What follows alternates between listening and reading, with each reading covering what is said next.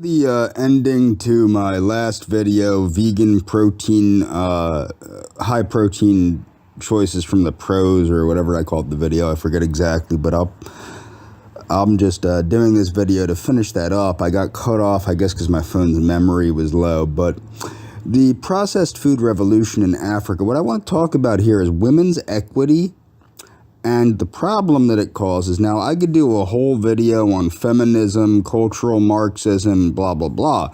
But feminism, which was created by cultural Marxists from the Frankfurt School, which was later the New School when it came to the United States after a certain German chancellor kicked them out of Germany. They went from the Frankfurt School to New York because they were given refuge by the United States. Now, that messed up a whole bunch of things with false dichotomies of feminism, such as anthropology, which shifted away from Darwinism and away from being a legitimate life science into being inundated with cultural Marxism. And also, feminism was used to destabilize economies. But when you don't have an economy, part of an economy in a naturalistic sense is food, okay? And when you destabilize the natural economy, part of that being the web, the food web, you start to get into a situation. And this is what has happened in developing countries like Africa. And it's the reliance on, so for example, more processed food like packaged milk is a boon to nutrition, and the processed food system is a major source of jobs for women. On the other hand,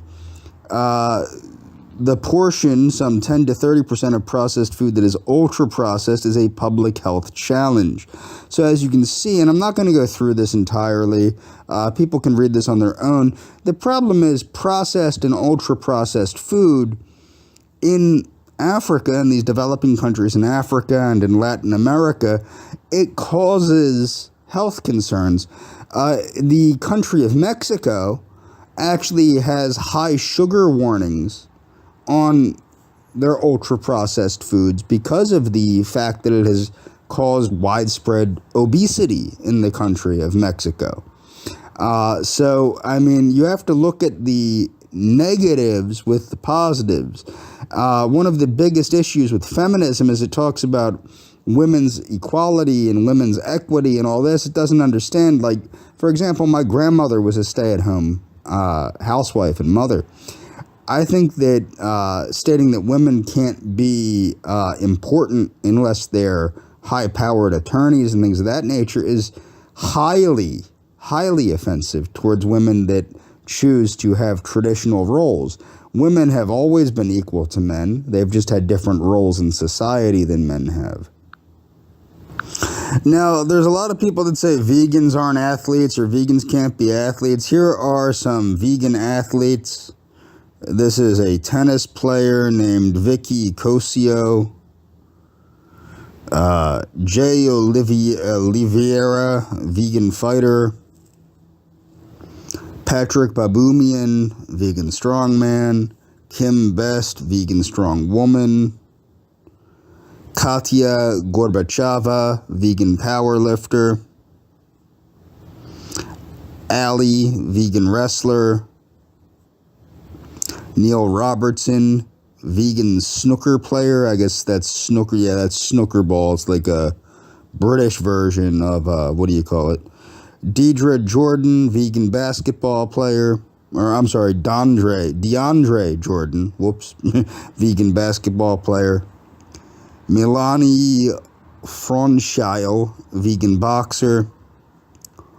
Orion Macmillan, vegan basketball player, basketballer player.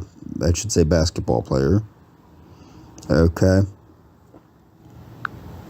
This is Vegan Lifts. It's a vegan weightlifting, powerlifting, and bodybuilding site that covers different things about veganism and strength sports. And that's going to be all. This is just meant to be an end to the previous video I made. And that's all for this video.